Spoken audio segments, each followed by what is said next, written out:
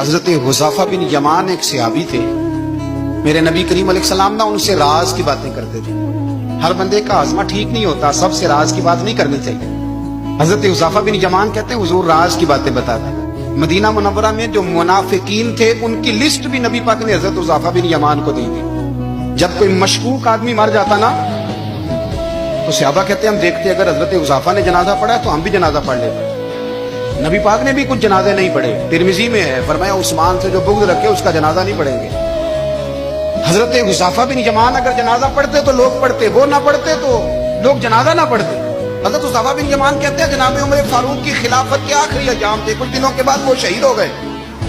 फरमाते आधी रात का वक्त था, मैं घर में सोया था बड़ा बेफिक्र, अचानक मेरे दरवाजे पे दस्तक हुई, मैं घबरा के उठा, इतनी रात को कौन आया?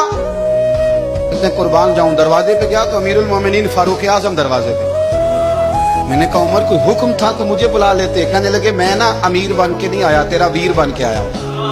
अमीरुल मोमिनीन की हैसियत से सरकारी काम से बुलाता तो वहां बुलाता, मुझे एक जाती काम पड़ गया। कहते मैंने उमर को घर की अंदर बुला के चारपाई पे बिठाया, मैंने कहा हुजूर मैं गरीब आदमी, मैं क्या आपके काम आ सकता हूँ? तो कहते उन्होंने ना मुझे साथ बिठा लिया, फिर मेरा हाथ पकड़ लिया।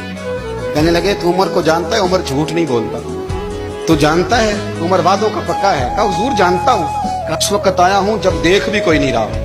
हजरत हुज़ैफा बिन यमान कहते हैं परेशान हो गया, हुजूर पहेलियां ना बुझवाए, मेहरबानी कर बताया किधर आए हैं?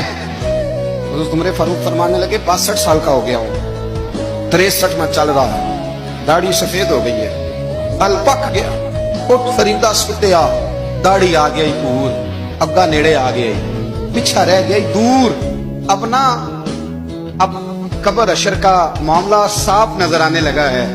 कहा हुजूर मुझसे क्या चाहते हैं? हजरत उमर रो पड़े, कहने लगे आज मैं इशा के बाद निकला हूं तो नबी पाक के सहाबा मुझे नेक कह रहे थे, फिर मैंने बच्चों की माँ से और बच्चों से भी पूछा है, वो भी मुझसे राजी हैं। और हुज़ैफा तेरे साथ नबी पाक राज की बातें करते थे, सच बता कहीं उमर का नाम मुनाफिकों में शामिल तो नहीं?